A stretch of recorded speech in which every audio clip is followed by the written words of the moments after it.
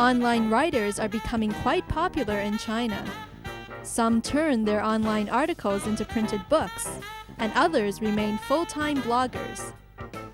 Crystyl and Daniel Shapiro are two magazine columnists. Crystyl has had many years of experience editing books on food culture. Daniel Shapiro actively writes about interesting locations, parties, and exhibitions. For them, pure online writing is not enough to make one a writer. Culture matters, it matters. Hello everyone, welcome to the show. And nowadays, a lot of youngsters like to write something on the internet. Join us here in the studio are two professional writers, and they're so-called professional writers / bloggers. First of all, Crystyl Mo. Crystyl Mo is a columnist at City Weekend. Yes. And her column is The Dish. That's right. The Dish is about food. Yes, food, eating, and food culture. Food culture. Here in Shanghai or internationally? I mostly cover here in Shanghai, but I like to write about a lot of international trends. Okay. And we'll have new friends here today. His name is Dan Shapiro. Dan, well, you will recognize him from now on because of his mustache. Okay. Dan is also a writer and columnist at City Weekend, and the title of his column is called The Beat. Welcome to the show, Dan. For sure, thanks for having me. What is The Beat all about? It deals with nightlife in Shanghai. I cover more really bars and music, live music. Nightlife is the only topic that you're writing. I also write about food and travel for another website called chinatravel.net. There will be something at one point about making dumplings for Dongzhi. Dongzhi, okay. So it's really sort of a cultural barrier in how to get over that eating food. When did you start write something online? I think when I came to China, I wanted to start telling my friends in the United States about my experiences in China. So I write pretty regularly, for sure, a couple times a week. How about you, Crystyl? I probably started writing regularly online for my column for City Weekend. And it's just a great way to update people with small things that wouldn't really make a full published article. And also you can add a lot more opinion into a blog than you would if you were publishing an article. City Weekend is a periodical, it's a magazine. So it's a printed media. So why are you writing online? Quota. Yeah, the editors demand it. That's why we write online. You have more opportunities to write online. You can write something every day. The magazine only comes out once every 2 weeks. Mm-hmm. So things happen more often than that. So it's, if there's something worth writing about, it's a very easy medium to just go online, write something quickly. You can just write something that came up or a link that you saw, a few thoughts about it, without really forming a full article with a beginning, middle, and an end. Like all the recipes or food, that you will put on your blogs. And of course on your side, every places that you're introducing. Were you two really experienced that before, or you have for instance, like all the recipes? Have you ever tried that before you put on the blogs? Oh, absolutely. I only write about things that I've done or eaten. And every week I am constantly going out. I'm interviewing chefs. I'm trying restaurants. I cook a lot. I go to the wet market. I visit farms. So there's tons of material for me to write about in my personal experience. And it's incredibly fun. I have a lot of passion. So yeah, I only write about things which I have experienced. Mm-hmm. Absolutely. It's almost irresponsible not to, I think. How can you write about something that you haven't experienced? That's sort of the first thing you learn, write about what you know. So otherwise it just becomes fiction. Mm-hmm. And fiction's great. I enjoy writing fiction as well, but that goes in a totally different category, and it's there's no way you could pass that off to be published on a news-based website, on a fact-based website. Sure. Then you get direct response from your readers too. I pay attention to it. I don't respond to it. I definitely check to see that if someone has left comments on things that I write. But if someone has takes issue with something that I write, I don't respond to anything that they may say. Why not? I wouldn't give them the satisfaction. Oh, really? So did you know that you will get famous? Millions of people are reading it on a daily basis, or every time you put something. Millions. Millions might be a bit of an overstatement, for sure. I love getting reader comments. I mean, we write very different things, so I'm not really writing something controversial. For example, I wrote a column about how to make yogurt at home. It's not a super controversial topic. All these people said, oh, I'm making yogurt at home for the first time, and I feel like, I never knew how easy it was. And so it was really fantastic to get that kind of feedback from readers that I wouldn't necessarily have gotten if it was published in a book or only in a magazine. Don't you agree that writing a blog, seriously, of course, is a good way to start their writing business? I mean, if they want to be a writer, an author, or if somebody wants to publish a book in the future, I mean, is blog a good way to start? I don't know if I would encourage people to start by blogging, because I think you might develop some bad habits if the only writing you do is through blogging. What do I mean by bad habit? You don't have an editing process when you put something online, and you can just sort of think of something and not really have a full fleshed out idea for a story or an article. And so I think it is not necessarily the best way to develop yourself as a accomplished writer. But it can be a good way of promoting yourself, of getting your name out there, and of interacting with people, bouncing ideas off of readers, maybe to just get in the habit of writing regularly. In that way, it could be a good way to begin for someone. Would I say it's the best way to become a respected writer? Probably not, because there's always going to be a stigma attached with writing things online. What's the responsibility of the online writer towards the public by comparing to, or especially, what spirits should they learn from those good, publishing writers? Don't waste your time on writing too much negative stuff, I guess, because there's plenty of good things in the world to write about. But if that's really your MO, to write negative stuff, at least be honest. You should be held accountable for things that you write, and the same sort of, the ethics that are applied to print journalism should also be applied online. If you want to become a great writer, that you need a great editor. For a big newspaper like the New York Times, a lot of the journalists there are required to blog as well.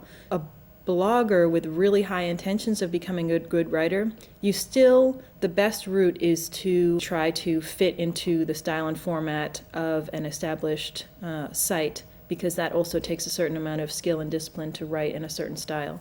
People can contribute to some of the larger news sites, yes, and people are always looking for writers. If you're willing to write for free or almost for free, there are generally ways to get into an online.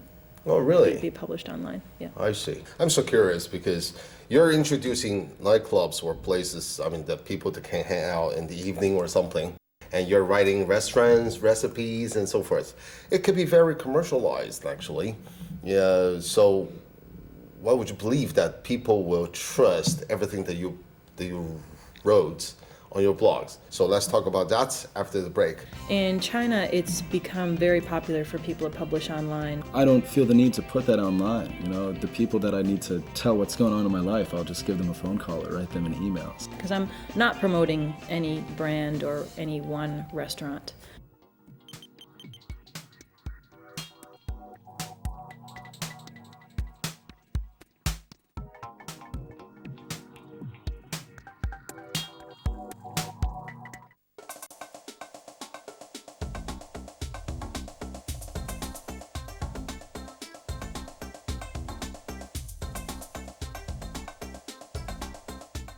Experts urge more international fund managers to expand credit to cover interest expenses. Cannot ignore outlets. In our cover story for the week, we'll look at how...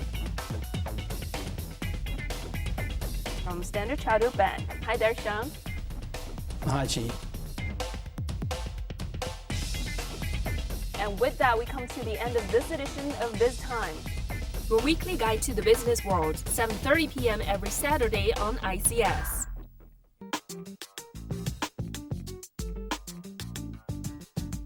Welcome back to Culture Matters. Joining us here in the studio are two professional writers, bloggers. And first of all, Crystyl Mo and Dan Shapiro. Welcome to the show, both. Okay. Thank you. As I said, don't feel offended. Out of my curiosity, since all the restaurants that you're recommending, or the place nightclub that you're recommending, don't you afraid that people will be a little bit suspicious about the commercial value behind the blog or behind the articles? I'm very honest with readers, so a lot of my column deals with me going to places for the first time, and I don't always write positive reviews of places. And really the real basis of the column is more adventures in nightlife. So the readers know where I hang out, for sure. That's no problem. And I'm not worried, I don't need to say good things about those places because I hang out there. So it's very easy for me to separate my personal nightlife activities with what I write. And so I don't feel like that line is ever crossed. Okay, so it's Crystyl, right? What I want to do is reveal things that the reader wouldn't necessarily see even if they went to the restaurant. So I want to go into the kitchen, I want to cook with the chef, or I want to visit a farm, or I want to talk about ingredients or philosophy or trends. So it's more of feature, and it's more revealing something about food culture rather than saying a restaurant is good or bad. My column is a place where I write about things that I love, things that I think are fascinating, and I don't write reviews. How do you gain the trust or interest from your readers? I think just the breadth of your topic and your knowledge for it and your passion. So if people come to my blog, they see that I'm writing about international trends, I'm writing about farms, I'm writing about organic food, not just about fancy restaurants. I'm writing about street food, I'm writing about recipes that I'm trying in my own kitchen. And so I think people can see that I have a lot of experience and a great deal of joy for this topic. So I think that they can appreciate the column and trust me for that, because I'm not promoting any brand or any one restaurant. When you read, there are more and more youngsters. They like to write blogs. Okay, they like to write things on the blogs and so forth. So would you read it? How do you make the judgment to trust it? I do read a lot of other blogs. There are tons of food blogs out there. Mostly I read food blogs from outside of China. And the way that I trust them is just by, if they're a good writer, first of all, I have respect for them, no matter whether they have a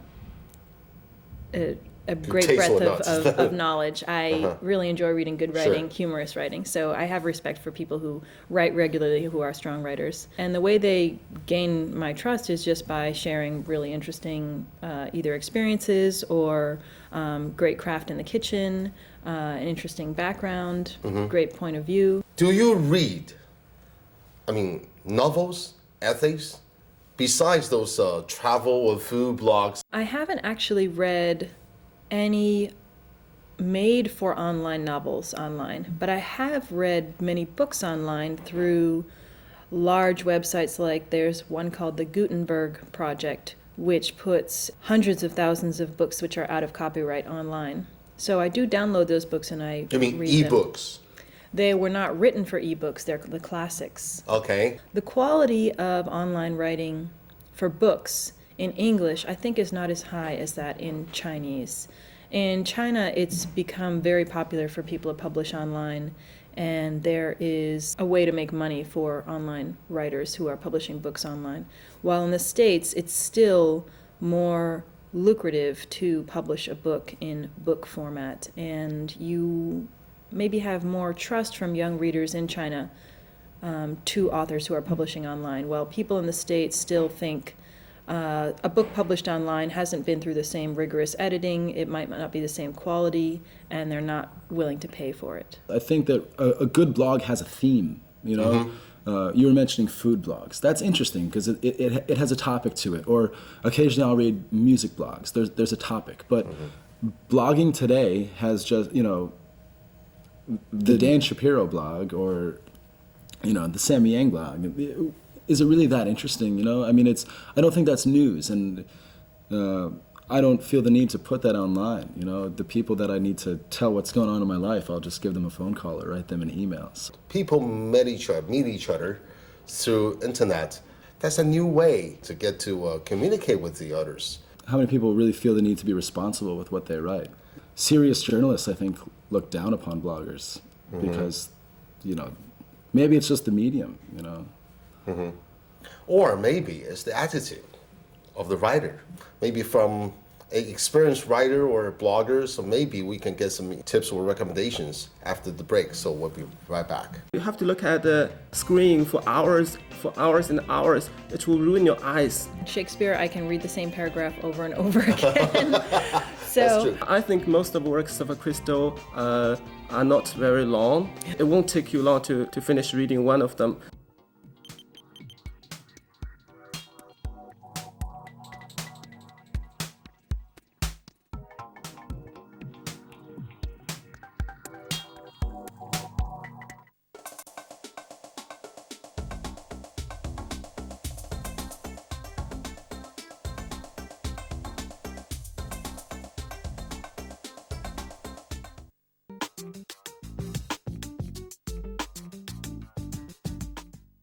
We have become more and more busy. Setting time aside to read books in print is becoming a luxury many can't afford. Online reading is becoming a better option. Wang Chen is an active member of a book reading group and refuses to read online. Crystyl Mo, on the other hand, prefers reading online when she is busy. Hear their differing views next. Welcome back to Culture Matters. Do you still read books like this? Or you read books or novels or essays online? Well, let's find out through our guest, Crystyl Mo. Crystyl came from the United States, came from Boston. She writes the column The Dish for City Weekends. The other guest, his name is Vincent Wang. He graduated from Jiao Tong University here in Shanghai. He's the member of Penguin's Readers Group. You do book review for Penguin as a member of the Penguin Readers Group, right? Yeah, they're handing out copies of announcement in exchange for book reviews. If you want to apply for one announcement, you have to promise to write a review for them. Have you ever used this kind of a website before, like the Penguin Readers Group or Douban.com or something like that? I certainly very frequently go to Amazon.com, which is the largest Sure. bookseller and reviewer in the U.S. And the reviews from readers are invaluable in deciding what you want to actually read. So anybody can contribute their reviews through these kind of websites, right? It is up to the judge to decide whether these reviews are good or not. Who's the judge? With the general public, together with each review, there will be others who are to judge whether these reviews are good or not. They will give it ratings, a 5-star rating. The highest will get 5 stars, and if they like it, they will make comments about the reviews. You read a lot of books, Yeah, online or offline? I read books, but I use ebooks. If I want to read, I will turn to published books. But if I want to search for something inside a book, I will turn to ebooks because they're much easier to search. You can use online encyclopedia or yellow page. How about you, Crystyl? You read online books or read a book like this? I do both as well. I've read some classic books online simply because you can have access to a huge library of classics and of books that are no longer under copyright protection. So you can have access to all those online. So instead of having to have a whole library in your house, you can read books online. I see. How long is your reading time on a daily basis? I'm afraid I don't like to read books for an hour on average for 7 days a week. I don't like that kind of reading. I want to have a considerable length of time when I'm uninterrupted. I can finish reading a whole book. So how about you? I think it's a very respectful way of reading that very few people make the time for these days. I love reading. I especially feel like I need to read the classics. For example, this book right here, Twelfth Night by Shakespeare. I've been reading and rereading this copy for years, but I never sit down and read the whole thing. I wake up in the morning and I read it for 20 minutes, and other Probably books... 10 pages and then close it. Not even 10. Shakespeare, I can read the same paragraph over and over again. That's So true. generally I will read, if it's a real book, I'll carry it with me. I'll read it on the subway or on the bus right at night before I go to bed. I just try to fit in as much reading as possible. From a reader's standpoint of view, will you read online, ebooks or online novels? Spend several hours in front of your computer. The technology nowadays admits it would be a disaster for me to read an electronic version of a novel from the first page to the last. You have to look at the screen for hours and hours. It will ruin your eyes. For books like this Shakespeare, those characters are small. But on with the online too, you can enlarge the characters, right? I mean, the radiation of the screen. This will do your eyes a lot of harm. And this will make your eyes tired very easily, so you cannot continue with the reading. What if I tell you that Crystyl is just wrote something really, really interesting and worthwhile to read? There's no printed version available yet. I think most of the works of Crystyl are not very long. It won't take you long to finish reading one of them. So I don't think it will be a disaster for my eyes. I think that's what makes the difference between online writing and traditional writing. In traditional writing, a book needs to be systematic, needs to be coherent, while for online writing, you can just convey your different ideas one by one. Same case. Will you read it? I will print it out because the comfort of looking at a piece of paper, but also I like to hold something in my hands, and I spend so much time in front of the computer that it's a relief when I can read a piece of paper, and it's a different kind of experience. I do the same. I always see if I find an article or something which is very interesting, if I can finish the reading in 10-20 minutes, it's okay. If it's too long, I print it out. Right.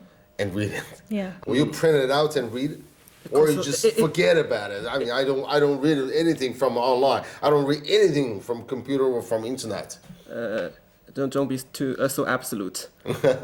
First, I want to say that printing out a whole novel will cost you a lot of money. Sure. You'd better to use the e-books as a cross-reference or as a searching, because that's what I think they're made for. So what kind of a reader you are, you think?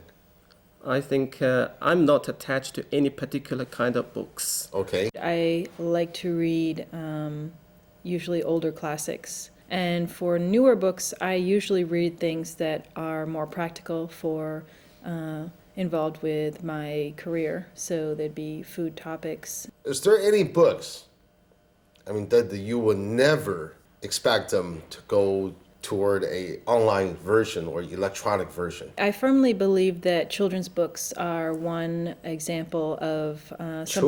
Children's books. The quality of the books, certainly the ones printed in the U.S., is generally very high. They have a beautiful binding, and kids love to read the same book over and over again. So it becomes like a companion to them. I brought this children's book, which was one that I read when I was a kid. This was published in 1952.